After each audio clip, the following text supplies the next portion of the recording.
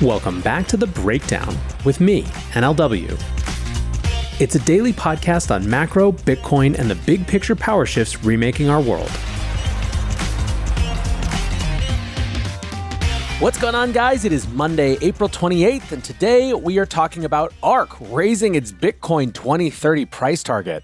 Before we get into that, however, if you are enjoying The Breakdown, please go subscribe to it, give it a rating, give it a review, or if you want to dive deeper into the conversation, come join us on the Breakers Discord. You can find a link in the show notes or go to bit.ly/breakdownpod. All right, friends, we have a bit of a grab bag episode. Sometimes this happens over the weekend. We've got some updates around Stripe's stablecoin product, some recent record high exchange outflows, this Ark price target. But we'll start just for completeness with a quick update in the tariff and macro world. This week marks the first 100 days of the Trump administration with, frankly, pretty mixed results for the crypto industry. Not like I need to tell you that.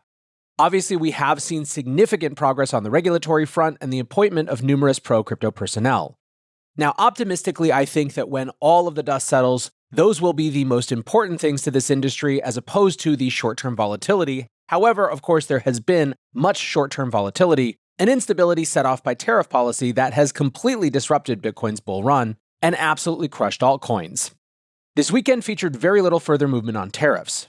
A Truth Social post from Trump articulated the next stage of the plan, with the president stating, "When the tariffs cut in, many people's income taxes will be substantially reduced, maybe even completely eliminated. Focus will be on people making less than $200,000 a year. Also, massive numbers of jobs are already being created, with new plants and factories currently being built or planned. It will be a bonanza for America."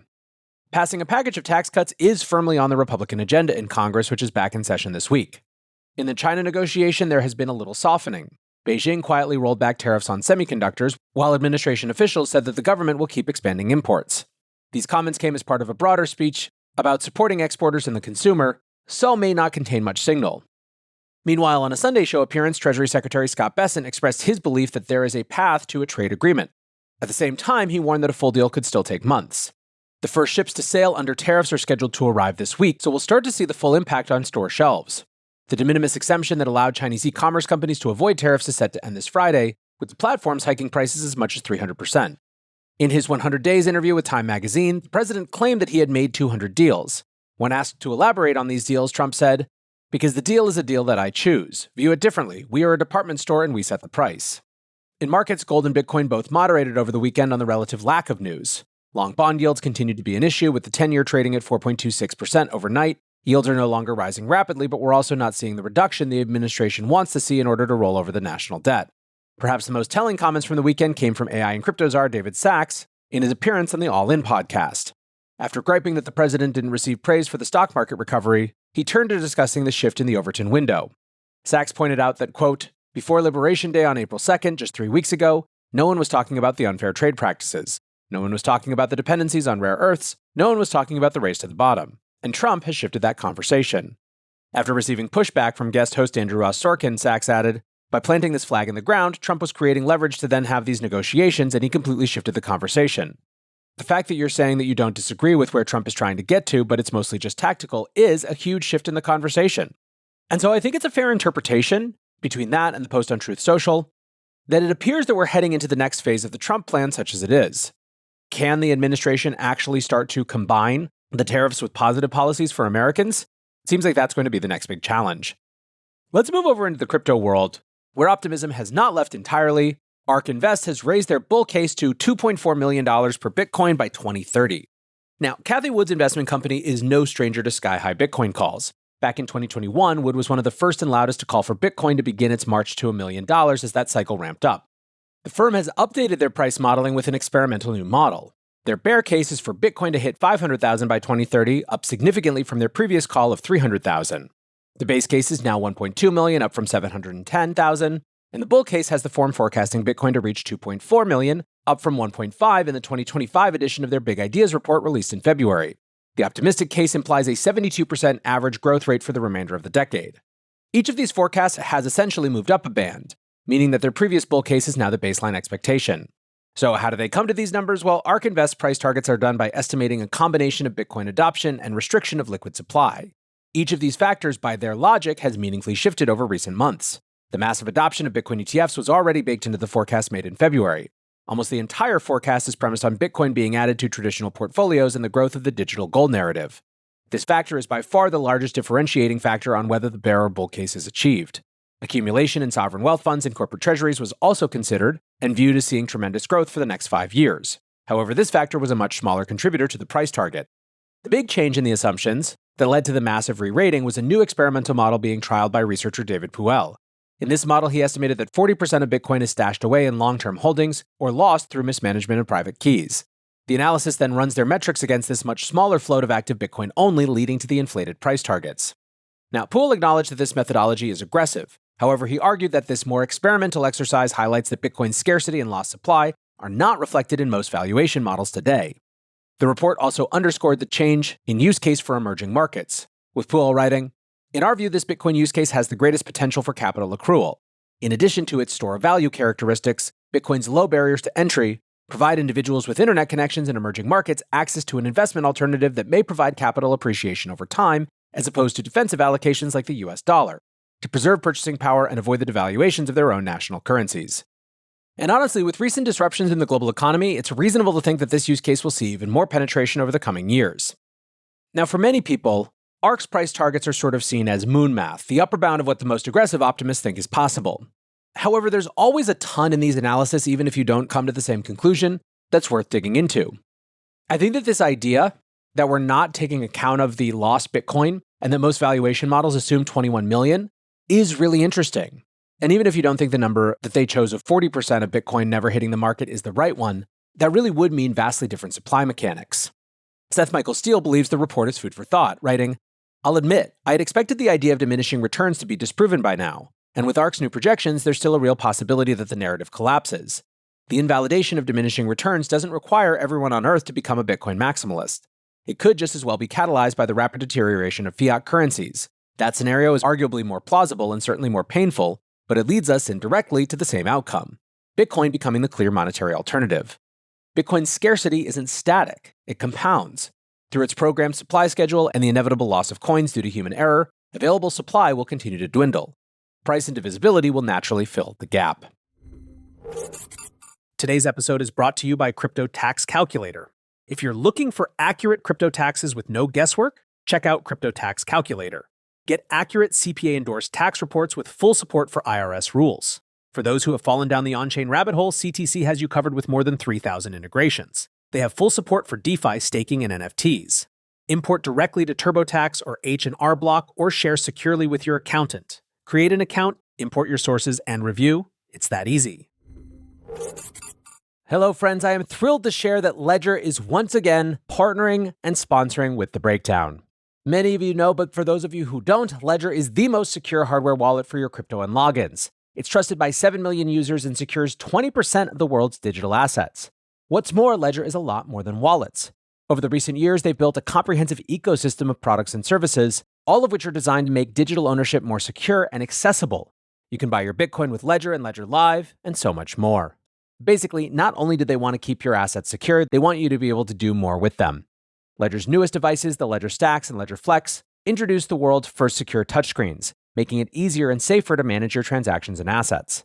Alongside Ledger Stacks and Ledger Flex, the company also launched the Ledger Security Key app, offering a safer alternative to traditional passwords and enhancing your digital security. If you are in this space, you owe it to yourself to at least check out Ledger and their ecosystem, what they have available to you. So thanks once again to Ledger for sponsoring the show. Now, when it comes to more current crypto trends and behavior, outlets are reporting a 2-year high in outflows from crypto exchanges. According to CryptoQuant, the last time outflows were this fierce was in February 2023, as Bitcoin started to recover from the lows. Now, usually, people view exchange outflows as bullish. It means that people are not planning on selling their Bitcoin and locking them away in cold storage. However, March of 2023 saw a 20% retracement as the first rally out of the bear market failed. What is clear is that the metric implies that whales are accumulating. Glassnode wrote, "Bitcoin whales are back in full force. Large players have been buying into this rally." Their data shows a gradual transition from strong distribution in February to accumulation at the end of this month. And while whale wallets are basically back in full accumulation mode, pretty much all cohorts are shifting towards accumulation. Part of the story was some big exchange withdrawals. 38,800 Bitcoin worth around 3.7 billion was withdrawn from Binance last week, while Coinbase Pro saw 8,500 leave their reserves. Binance saw one of its largest withdrawal days in history on Tuesday as Bitcoin recovered. The only days that were larger in terms of Bitcoin withdrawals came at moments of acute stress and uncertainty during 2022. Fractal founder Drow Wedson noted how noisy the signal can be, writing, "While large outflows don't automatically signal a price rally, they do indicate strong institutional activity, which often precedes major volatility. In 2021, massive outflows didn't prevent the dump, triggered by China's crypto ban. On the other hand, continuous outflows over several days, like during the FTX collapse, signaled the bottom and recovery." Some aren't tempering their enthusiasm. Dennis Porter of the Satoshi Action Fund tweeted the chart of exchange balances, adding, "We've never seen this before. We've never had a global Bitcoin supply crunch. Bullish." On-chain analyst Checkmatey is skeptical of the data and pushing back on the supply squeeze narrative. He noted that once you add ETF flows, the numbers are basically flat for the year, saying, "Coinbase is moving Bitcoin from their left pocket to their right pocket since they custody everything, and folks think exchange balances have declined and that's bullish. The ticker just changed from BTC USD to IBIT USD. That plus some questionable data full of nuances and poof, chart magic." James Van Straten, the senior analyst at CoinDesk, agrees, tweeting, "This data is so wrong. Please stop." One maybe more directly positive signal. Last week's Bitcoin rebound brought a tidal wave of ETF inflows. Products saw over $3 billion in net positive inflows, their best performance since November. Friday was the 6th straight inflow day in a row, a stark break from consistent outflows earlier in the month. Bloomberg's Eric Balkunas wrote, "ETFs are on a Bitcoin bender, have consumed nearly 25,000 Bitcoin in 3 days.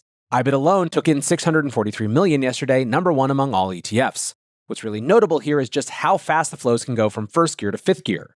Probably some is basis trade back in effect. That's the fast money that tends to come in and out with price." The other number to watch is the lifetime net flows, the hardest of hard numbers to grow in ETFs, which is just about $38 billion. It peaked at $40 billion, so almost back to the high watermark. Pretty amazing given how rough a year it's been. BlackRock, meanwhile, continues to be one of Bitcoin's primary advocates on Wall Street. In a CNBC appearance last week, the firm's head of U.S. equity ETFs, Jay Jacobs, said, "If this is the trajectory of greater uncertainty around the world, things like gold and Bitcoin should continue to go up." BlackRock's domination of the market, meanwhile, continues unabated. The firm now holds 2.77% of total Bitcoin supply, with around 582,000 Bitcoin worth almost $56 billion. ETF holdings are held on behalf of customers, so it's not as though BlackRock themselves are cornering the Bitcoin market, but the concentration risk is still notable. The firm is also surging ahead in real-world assets. BlackRock's Biddle Fund has reached $2.5 billion in assets under management, the largest tokenized treasury fund by far. The size of the fund is up 291% since the beginning of the year. Their market cap dwarfs competitors, with the Franklin Templeton Fund reaching $707 million and Superstate's USTB at $661 million. According to RWA.xyz, the market for tokenized treasuries is getting extremely concentrated, with the top 6 issuers representing 88% of assets. Tracy Jin, the COO of crypto exchange MEXC, is concerned about the centralization of real-world assets, stating, "Most tokenized assets will be issued on permissioned or semi-centralized blockchains. This gives authorities the power to issue restrictions or confiscate assets. The tokenization of assets such as real estate or bonds is still tied to the national legal system." Now, while BlackRock's Biddle Fund is issued on permissionless blockchains, their smart contracts do have freeze and seize functionality. And while it's probably not realistic for large funds to operate in a truly permissionless manner, the risks are still worth paying attention to as the tokenized financial system takes shape. For newer institutions, fintech giant Stripe is ready to test their stablecoin product. Jen Lee, a product manager involved with the project, tweeted, "Stripe is building a new stablecoin product powered by Bridge, and we're ready to start testing." Lee is looking for companies outside of the US, EU, or UK who are interested in dollar access. Stripe acquired a stablecoin infrastructure firm called Bridge for $1 billion earlier this year, which was the largest ever crypto acquisition at the time. They've steadily integrated crypto rails into their platform over the past year, offering crypto payments, on and off ramps, as well as USDC access. Many think that Stripe is also now creating their own stablecoin. Interestingly, the firm seems to recognize that dollar access in the developed world is a largely solved problem, and so are targeting emerging markets. That would put them in direct competition with Tether, trying to bring dollars to the global south using crypto rails. Whatever the product ends up being, there is a lot of excitement at the company. CEO Patrick Collison tweeted, "We've wanted to build this product for around a decade, and it's now happening." And to get some sense of why people are so excited about the numbers, in a report published last week, Citigroup predicts, quote, "The total outstanding supply of stablecoins could grow to 1.6 trillion by 2030 and to 3.7 trillion in our bull case." Bank analysts hedged their prediction by adding a bear case of stablecoin supply only reaching 500 billion by the end of the decade if, quote, "adoption and integration challenges persist." The research note also picked up on the narrative that stablecoins will drive demand for US debt, commenting, "A US regulatory framework for stablecoins could drive net new demand for US treasuries, making stablecoin issuers among the biggest holders by 2030. Now, of course, none of this is novel for people in the blockchain industry, including probably all you listeners, But it's noteworthy that consensus is growing in TradFi that stablecoins are an obvious trend worth paying attention to. Citigroup has never expressed any particular interest in digital assets, but the opportunity is now too big to ignore. And with that, we close today's breakdown. I think we're poised for a good week. Famous last words, but we'll see. In the meantime, appreciate you listening as always. And until next time, be safe and take care of each other. Peace.